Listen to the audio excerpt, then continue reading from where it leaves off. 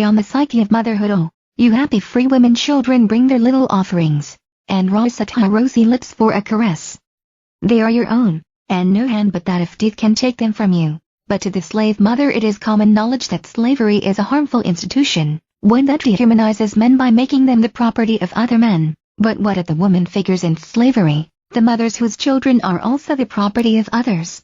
How does the institution of slavery affect the psyche of motherhood? In analyzing harrowing incidents in the life of a slave girl in Toni Morrison's Beloved, the former, an autobiography, and the latter a historical novel based on a true story, it is apparent that slavery had many negative consequences on the mentality of slave mothers or even free mothers with slave children. These consequences were due to physical and psychological trauma, sexual abuse, and the destruction of the natural idea that a child should belong to his or her mother. Accepted in nearly every culture around the world is the concept that a child born of a woman belongs to that woman. She is the child mother, at least in the biological sense, and carrying and birthing the child gives her the right to keep it, protect it, and care for it. Slave women in the antebellum United States, however, had no such rights. According to Roberts in Killing the Black Body, black women childbearing in bondage was largely a product of oppression rather than an expression of self-definition and personhood, especially after the United States outlawed the importation of new slaves in 1808. The duty of slave women became not only to work but to bear as many children as they could, to bolster the slave population, which forced slavery victims to perpetuate the very institution that subjugated them. It was a lot that children born to a slave mother were also slaves. Whether the father had been a slave, a free black man, or a white man, Linda Brent laments this prospect when she briefly considers marrying her free black lover. In Incidents in the Life of a Slave Girl, admitting that if we had children they must follow the condition of the mother, and realizing that by bearing children she would be automatically subjecting them to all the horrors of slavery, such as the auction block on New Year Day, because of her condition, because slave women were considered stock, and their children were likewise stock. Mothers in bondage had no legal right to keep their children. As O'Reilly writes in A Politics of the Heart, slavery ruptured the motherland by separating families through sale and by denying African people their humanity. Indeed, slave auctions often tore families apart, a process which Jacobs provokingly describes. Saw a mother lead 7 children to the auction block. She knew that some of them would be taken from her. But that took all. I met that mother in the street. She wrung her hands in anguish, and exclaimed, "Gone! All gone! Why don't God kill me?" Instances of this kind are of daily, yea, hourly occurrence, because of the constant anxiety produced by never knowing how long a mother might hold on to her children. Heinert asserts in her article in Narrative Conventions and Race in the novels of Toni Morrison that slavery interferes in filial relationships to the extent that even the natural emotion of loving one's children is dangerous. The effects of this dangerous love can be seen in Beloved when Paul D., a fellow slave from the protagonist Seth's past at Sweet Home, calls Seth's affection for her daughter Denver risky. For a usage to Bislov woman to love anything that much was dangerous, especially if it was her children. Although Seth and Denver have escaped to the north, the scars from Paul D. disintegrated Sweet Home of family have run so deep that he still finds himself reluctant to enter a commitment with Seth, or to accept another former slave's commitment, such as Seth's fierce love of Denver. He can see it only as dangerous. Baby Suggs, Seth's mother-in-law, also raises an important point while reminiscing about her firstborn. All I can remember of her is how she loved the burned bottom of bread. Can you beat that? 8 children and that's all I remember, and gives a concrete example of how lack of ownership of one's children can damage a mother. Unable to learn the whereabouts of her offspring, Baby Suggs forgets them in an effort to avoid emotional damage. As Seth points out to her, however, it is not that she can't remember, it is that that's all she'd let herself remember.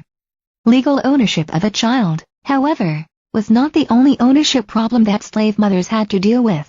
Slaveholders didn't often sell children arbitrarily because it was in slave owners' economic interest to ensure that black nuclear families could support each other, meaning that slave owners did not have to suffer them as much.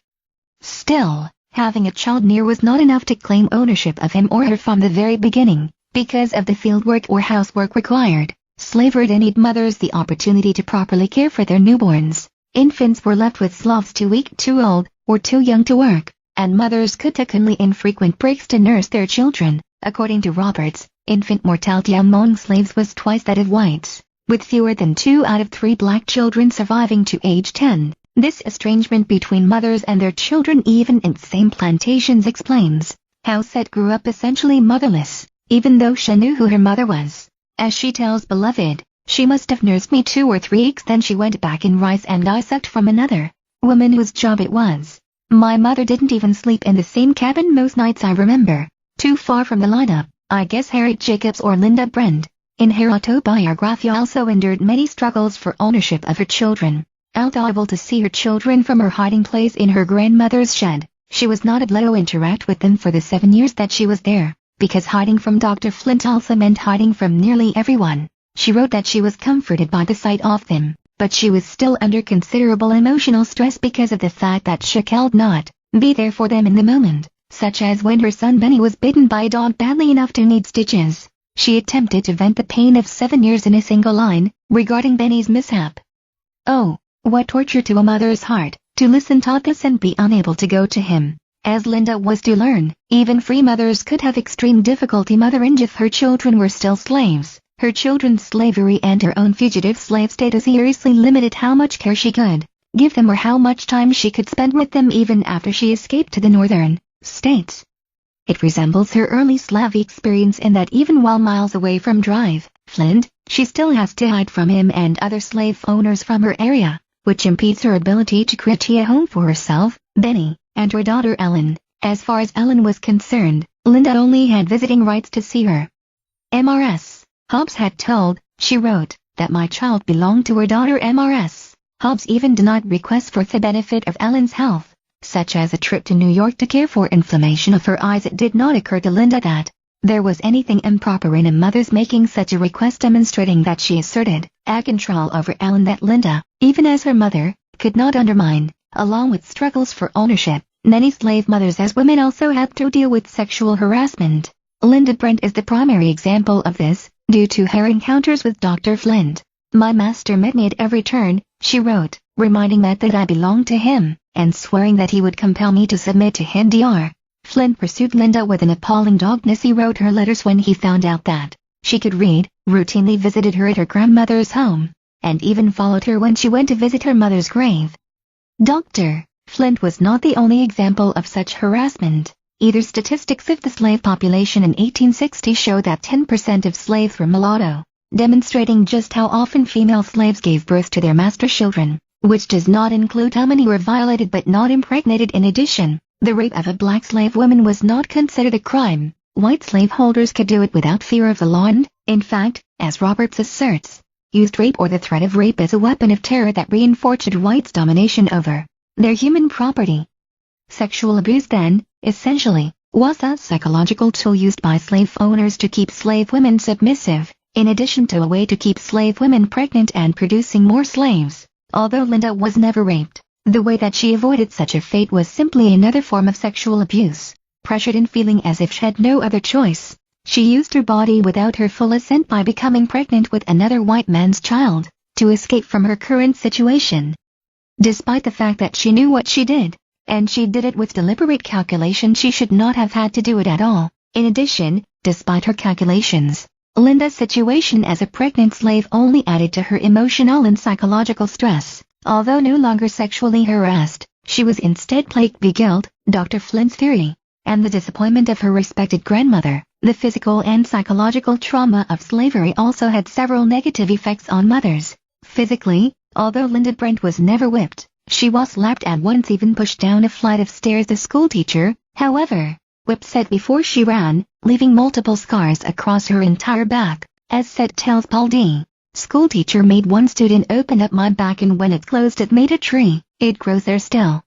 With Seth's dialogue, Morrison is describing not only the shape of her scars and the extent of the physical harm Seth has endured, but also turning them into a metaphor for the psychological harm that slavery has caused her, which continues to grow as she and Denver dwell in their haunted house. Paul D. reaction to learning of Seth's beating. They beat you and you was pregnant, though incredulous, probably contained no actual surprise. It was not uncommon for pregnant slaves to be whipped, and there was a standard procedure for doing so. The woman was to lie face down in a depression in the ground big enough for her stomach. Roberts calls this procedure the first example of maternal-fetal conflict in American history, for although the fetus was not being directly harmed by the whip, It was still inside of the mother and thus would take on some of the stress that the mother's body was encountering. This gives rise to the possibility that even while still in the womb, a fetus could be hurt by the mother, although the mother was not intentionally causing pain, and thus come to resent her. This concept is embodied by Beloved, who resents said "Who are my face? I am you. Why did you leave me? Who am you?" Because while Seth tried to protect Beloved from being taken back into slavery, just as a hole in the ground might protect a fetus from a whipping, the psychological stress that Seth endured was transferred to Beloved, and that Seth felt that she needed to kill her to protect her. Thus, Beloved's life was cut short and she was separated from Seth before she wanted to be, which she felt was a great injustice. Because of slavery, the maternal-fetal conflict was spurned into a mother-child conflict as well. A radical psychological side effect of slavery on the mentality of mothers was the contemplation of infanticide. Jacobs mentions in her autobiography that slave mothers often wish that they and their children might die before the next day dawns, and when she became a mother she began to take on those tendencies as well. When her son became ill as an infant, she prayed instinctively for his recovery before realizing that she might be better off praying for his death. What mockery it is for a slave mother to try to pray back her dying child to life. Death is better than slavery. This supports Levender's thesis that the constant stress of the slave mother's conflict between wanting her children yet knowing that slavery is not a good environment for them will eventually cause the mother to show her love by desiring her children death. Set and Beloved is the strongest example of this, as she actually does attempt the murder of her 4 children when her old master comes to the north to find her, successfully killing her third. Almond asserts that, at the basic level, Set does this due to a state of hysterical depression, perhaps even psychotic disassociation which resulted from her traumatic memories of slavery, in addition to a desire to keep her children out of slavery.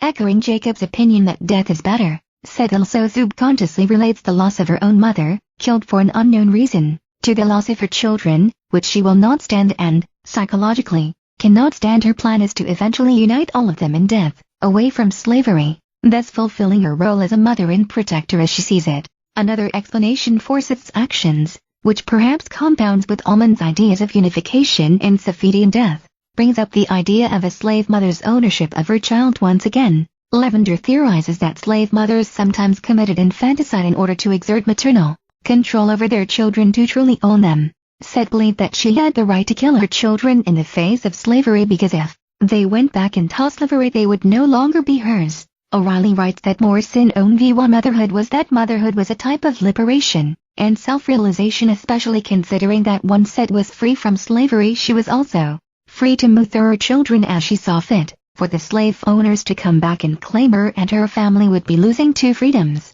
simultaneously, not just legal freedom, but her freedom and self-identity as a mother. Seth's case, based on the true story of an escaped slave, was not a unique one either, although it is difficult to tell how many slave children died as a result of abuse the mother endured during pregnancy or poor nutrition.